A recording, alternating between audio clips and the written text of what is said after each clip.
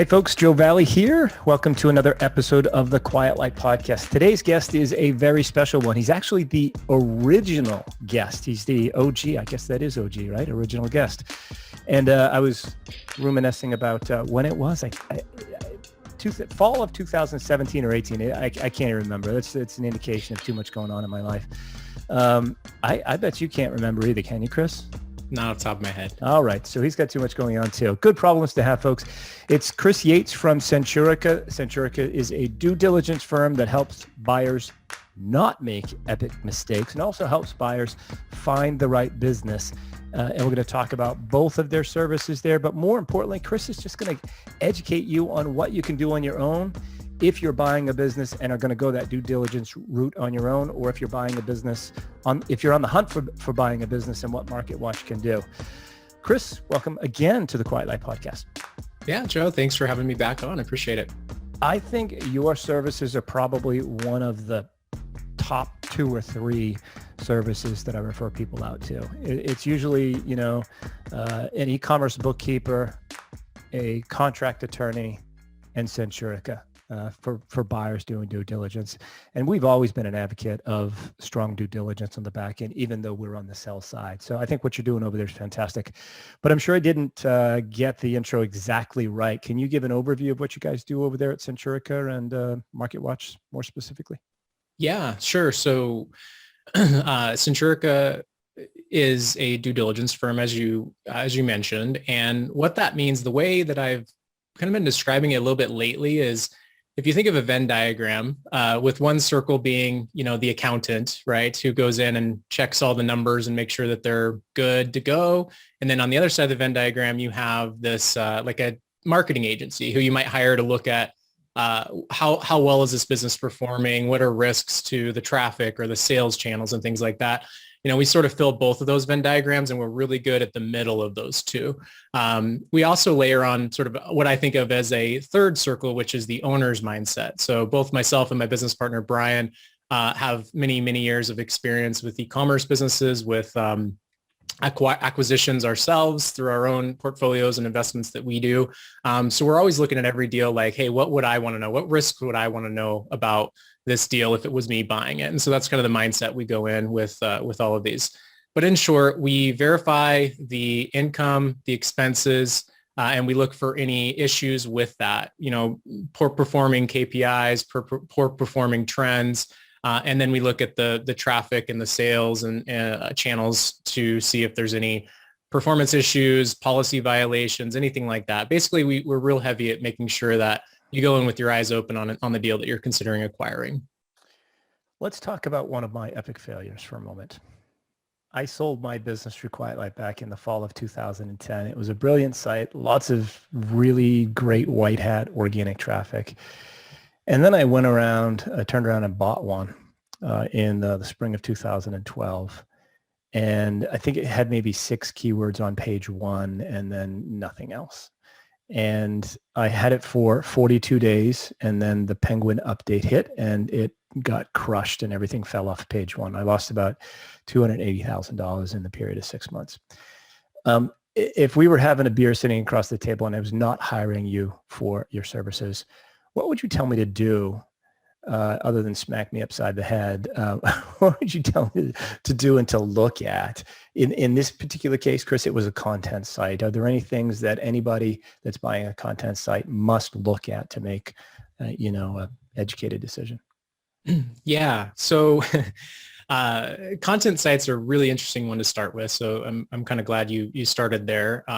And for a few reasons. And the way I think about risk with a content site specifically is you have to look at the macro risk. So what's happening with the type of industry that this site is talking about first off. So is this a trendy industry? Is it something that is growing and increasing in terms of awareness or whatever? Or is this a fad that's kind of coming and going, things like that. So you have to start sort of with the macro environment. Are people looking for this online? How is that changing over time?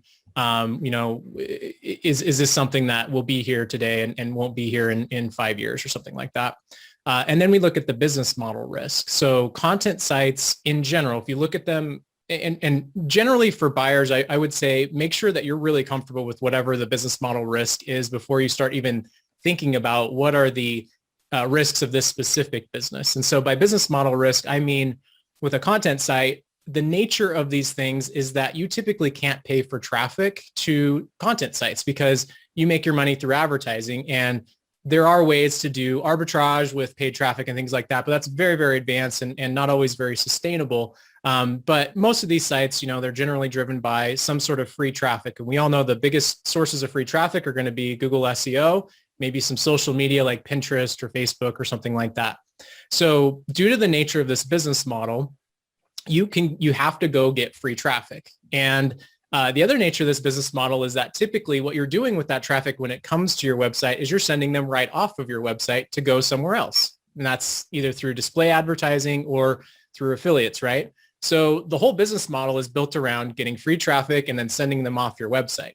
So what happens when the free traffic goes away? Now you have really nothing left, essentially, right? Because as soon as the new visitors stop coming, you're no longer making revenue. It's all driven by that new visitor. So your job is to really understand that that's just the nature of content sites. And you have to be able to sleep well at night knowing that that is a reality. And so for a buyer like yourself, let's say that you had 250 grand to put into a content site, right? And you were going to go buy a single content site that was fully driven by Google SEO. My recommendation generally would be not to do that because I would say you should have at least maybe 5 sites, because if there is an algorithm update like you experienced, if you do it right, some of your sites will go down, some will actually benefit from those updates, and some will stay the same. So you get a little bit of that portfolio effect.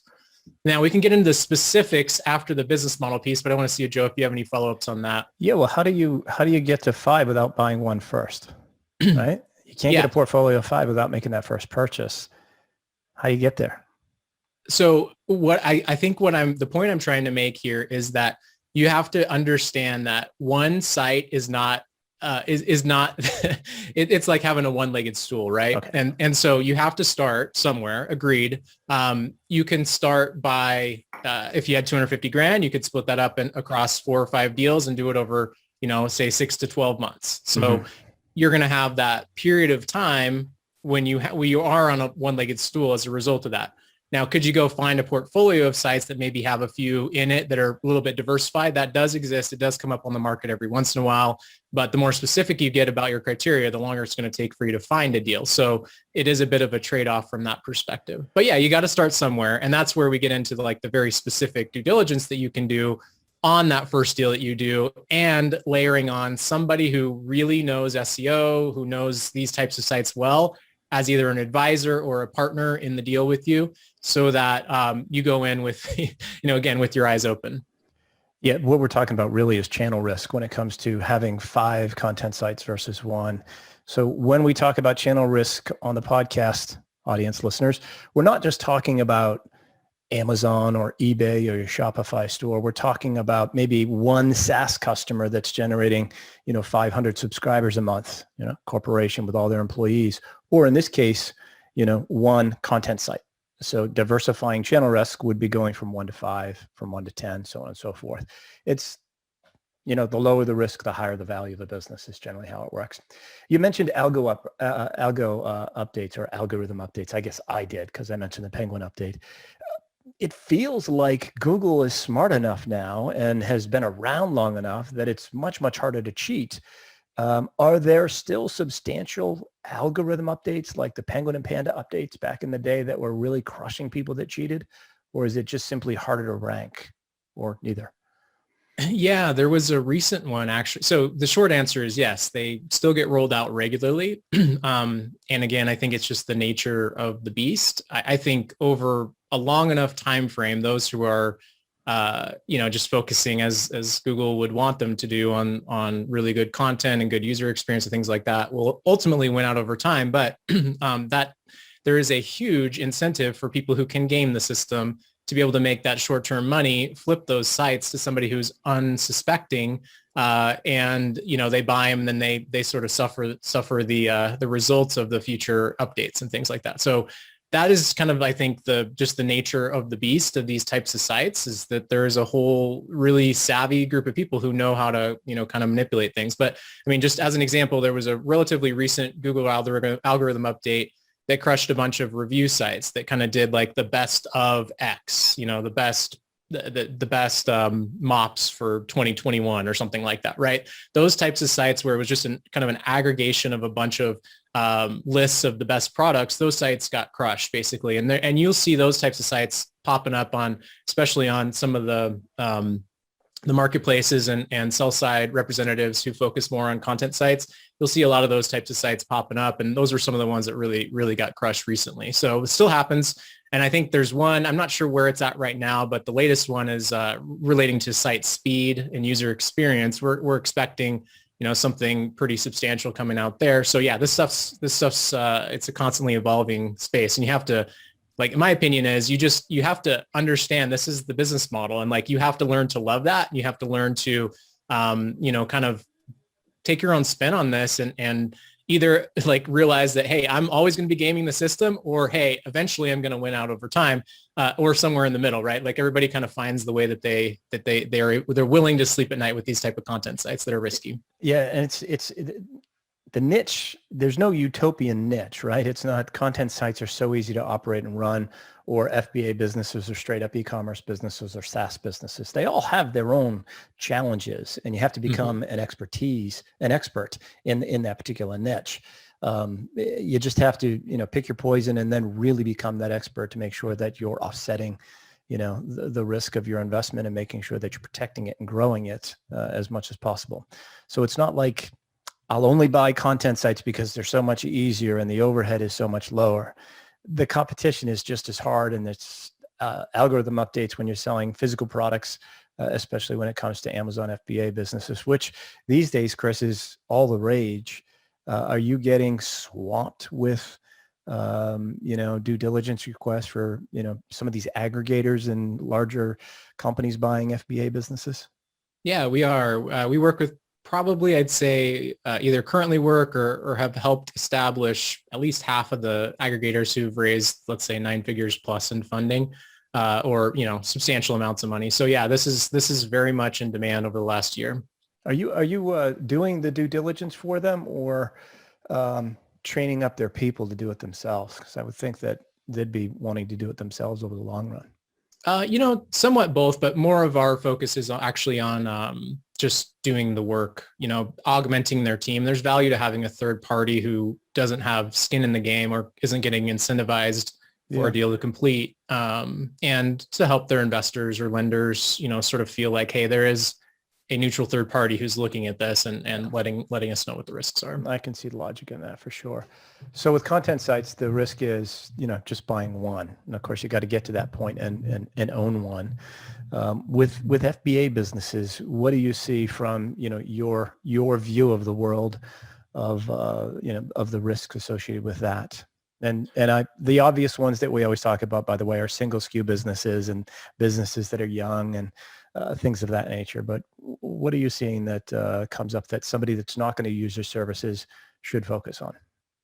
Yeah. So first off, I start with this, which is, if the product sucks, you're going to be swimming upstream for the rest of your experience with this product. So don't buy something where the product sucks. And by sucks, I mean like, it is a shady area. Like, for instance, a certain supplement that makes health claims that are a little, questionable, or a product that is really commonly broken by Amazon as they process the warehouse stuff or through shipping, things that have weird technology things that like won't work for people, or have really, like just anything where it's like users could have a bad experience with a product.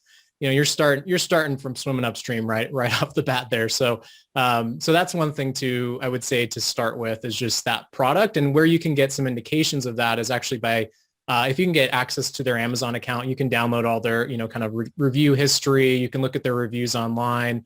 You can use some tools like Review Meta and some of those that will give you a sense of like, was there any kind of review manipulation and those kinds of things. But at the end of the day, if you start seeing in the messaging with the buyer and the seller, you start seeing in case logs where Amazon's complaining about user experience. You're seeing performance notifications in the Amazon account where listings have been taken down for periods of time because of a user complaining and they got burnt, or their skin got red because they put this thing on them, or whatever it was, or their house started leaking when they installed this thing under their toilet, or whatever it is.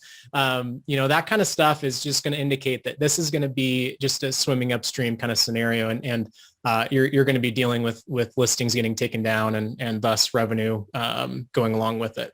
So asking a seller to provide view-only access to the seller account for reports pre-letter of intent might be a challenge these days because there's such a frenzy. Is there a third-party service, an outside service that enables you to look at some of these ratings and reviews and complaints and whatnot where the seller does not have to provide that access? Yeah, I mean, you can just look at the Amazon listing. That's actually, well, yeah, that's obvious, but it's almost, I want to be kind here in my words. That's work, Chris. You actually have to go through them one by one and look at what people are saying.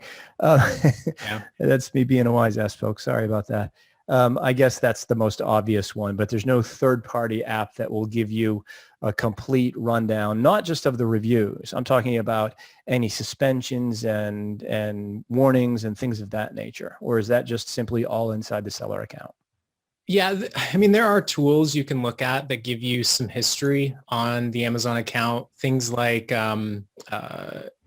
Review Meta I mentioned can kind of, and there's others like that out there where it'll tell you if there was likely, kind of a scammy reviewer who reviewed the product or some of those kinds of things. And it'll give you some history. That's getting harder though. Now Amazon's changing the way that they're doing their reviews and stuff like that. So I don't know how long that's going to be possible, but at least let's say as of recording today and in the past, you should be able to get a pretty good sense of, how likely is it that they have, sort of manipulated reviews in there. And just to give you the audience an idea how that works, like they actually, these companies will actually aggregate the reviews over time, and they'll look at the reviewer. Did they only review one product one time, and were they a new Amazon account, right? That would be an indication that maybe that was, sort of a manipulative type review or something along those lines. So that would be one. You can look at, just other Amazon tools that are out there that have historic sales data and pricing data for the products to see, did they start out the launch at, $5 and then raise it up to $20 on the product or something like that. So that'll give you an indication that maybe they were doing, some price testing, or maybe they were lowering the price at launch in order to do things like that. But the reality is when you get into the, so you mentioned LOI. So pre-LOI, to me, the way that I usually say this to people is ask the questions that you need to know, and only the questions that you need to know in order to value this business and understand if it's the right fit. So if I were to ask the seller pre-LOI, have you had any account suspensions? Have you had any policy violations? And they said no. And then when I got in the account after LOI and to verify that that was actually true and saw that it wasn't true, then we have a conversation to have, right? So my general recommendation is take the seller at the word pre-LOI, ask the questions you have to know, and after LOI, that's when you get the opportunity to verify that, right? Yeah, see if the trust is eroded or not. All right, I want to shift gears onto one of the other services that you provide to anybody that goes to your website at no cost, and that's MarketWatch. But before we go there, I want to put you on the spot. This is almost like a 30-second commercial break for our friend in common, Chuck Mullins. You've known Chuck, and the audience knows who Chuck is at this point, and I just love busting his balls. So, Chris, if you have to describe Chuck Mullins in 30 seconds or less, please complete the sentence. Chuck Mullins is... He's just a sharp guy. Like he, of all the people that I've met, he is the one who can find an angle in almost any situation. And he is just extremely, extremely good at doing that. And having somebody like that around you is actually very, very valuable. Like I could see, for brokering, as an example, he's going to tell you before that thing goes on the market of what buyers are going to complain about on your business and really prepare you properly for it and things like that. Because he sees the angles, right? He's very, very good at that. I agree with everything you said. Look, if Mark and I are having discussion about the business and what to do, and we want to put an email out there, we jokingly say, why don't we just send it to Chuck? Because he's the one that's going to respond with the most detail and the most advice. Chuck is also the person that I think we get the most feedback from. Like, just got an email the other day, a transaction closed, and just rave reviews about what a difference Chuck made in their lives. It's just, I don't know what he does. It's unduplicatable. Anyway, that's our little infomercial on Chucky the Third, Chuck Mullins, folks. Reach out to him. Tell him how much you love him. Okay, let's go on to MarketWatch, right? This is for the buyers in the audience. Anytime somebody sets up a call with myself, Mark, and any member of the team, and they want to talk about buying a business, and we walk them through the process of subscribing to our new listing updates and whatnot, usually what I say is, you can do this and you should do this. But what you really want to definitely do on top of that is subscribe to MarketWatch. Go to the site and I talk them through it and tell them what to do. Can you give an overview of what MarketWatch is? I remember when you launched it, thought it was a brilliant idea, but it's so much bigger and better than it was back then. Yeah. So for context, Centurica, we don't do buyer brokering of any kind. When it comes to buyers who want to work with us, I don't know anyone who does or that does it well, just for the record. Sorry to interrupt. Right. Yeah. Or finding deals for people or whatever. So, but we always had people asking us, and so we needed a solution that would be helpful to those buyers who are still looking, because really people can't get the most value from us until they've identified a potential deal, right, that they're going to do, and preferably once they've got an LOI signed. So we needed to, kind of figure out some way to support those people. And so the original founder of MarketWatch, prior to me acquiring it, had started this thing called the MarketWatch. And what it is, it's like an aggregator of a lot of the brokered and marketplace listings that are out there, put into one place and kind of standardize a little bit in terms of what is being viewed. So you can see quiet light listings, you can see other brokerage listings and things like that, all kind of in one place.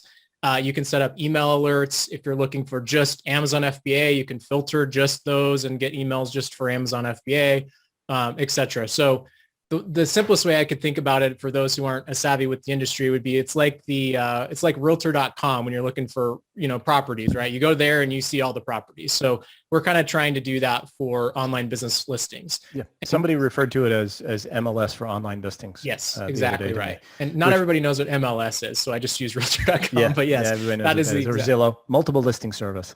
Yeah. And I think it's brilliant. Biz by Sell was, doing it, right? A lot of people, we used to list stuff on Biz by Sell back in 2011 and 12, but it's not specific to online businesses. And you can't narrow the search down as simply and easily as you can here. And I'm looking at it on my screen, folks. Chris, why don't you charge for this service? Yet. Maybe you're going to. Yes. No, I think you should. Why don't you? Come on. Yeah, I don't know. I've thought about it. Let's just put it this way. We could either do a $20,000 engagement for one client on due diligence, or we could try to charge $5 to a bunch of buyers, way before they ever work with us. Which one, we did the calculus and it just didn't make sense. And I think it's good for the industry to have a resource like this available. And one thing I didn't mention, it's not like a classified site where we list people's businesses as of now.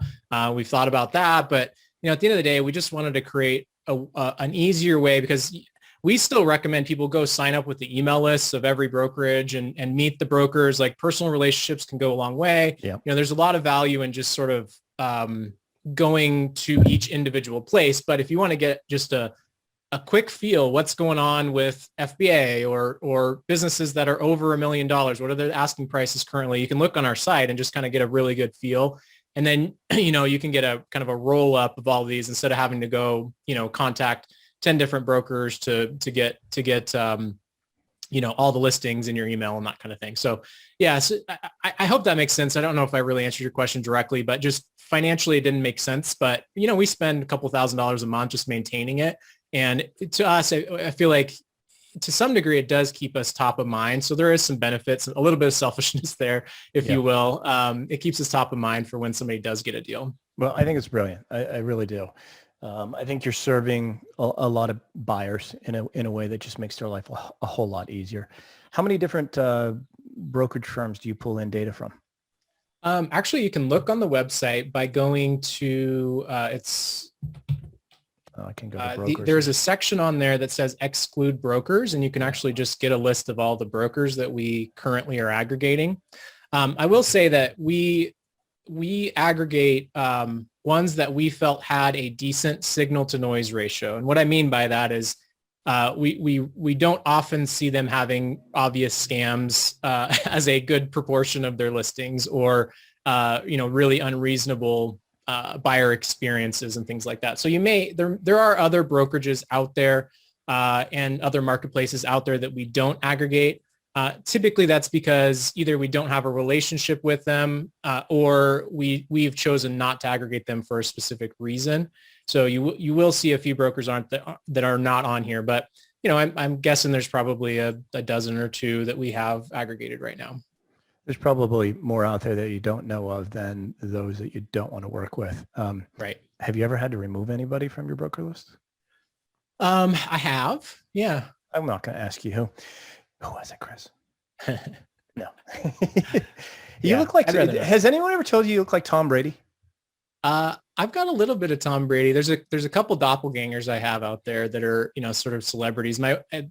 I don't even think they're married now, but my wife tells me that Leanne Rimes' ex-husband looks just like me. And then the guy from the trainer from The Biggest Loser, I don't even know his name, but he's the other one that I get a lot. So I've heard Tom Brady. I'm going Tom Brady. I'm actually I'm gonna go back to when I asked you about Chuck and the smile you had, the funny, awkward smile you had on your face, and I'm gonna screenshot it, and then I'm gonna put you by Brady, and maybe I'll put Brady as the picture of the guest on the podcast, but put your name there. Maybe nobody will notice. We'll see. All right, let's see what happens. Yeah. All right, Chris.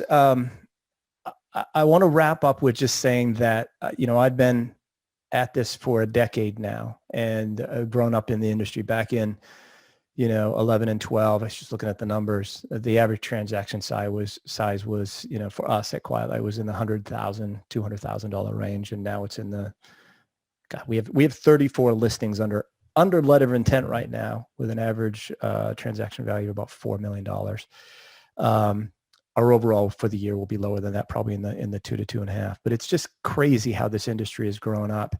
And you've been one of those people, one of those firms that's been out there just defending and fighting for accuracy and the truth, being one of the good guys, the good humans. There's probably I'll give two handfuls of people that I would point to that are just good humans trying to do the right thing and working with the help first mentality. And that's you and Brian over at Centurica. And I think what you're doing with MarketWatch is spot on. So anybody that's out there looking to buy a business, you should definitely subscribe to MarketWatch.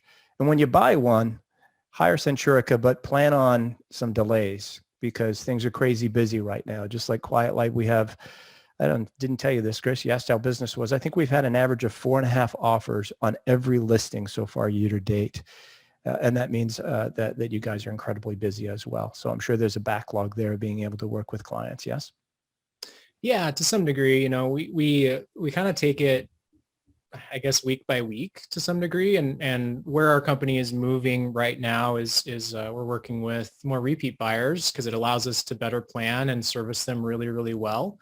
That's not to say that we want to be helpful to anybody buying a business because, why we exist is so that people don't totally, as you mentioned early on, totally make a huge mistake and get a pain, not that we can predict it, but penguin update, like you mentioned.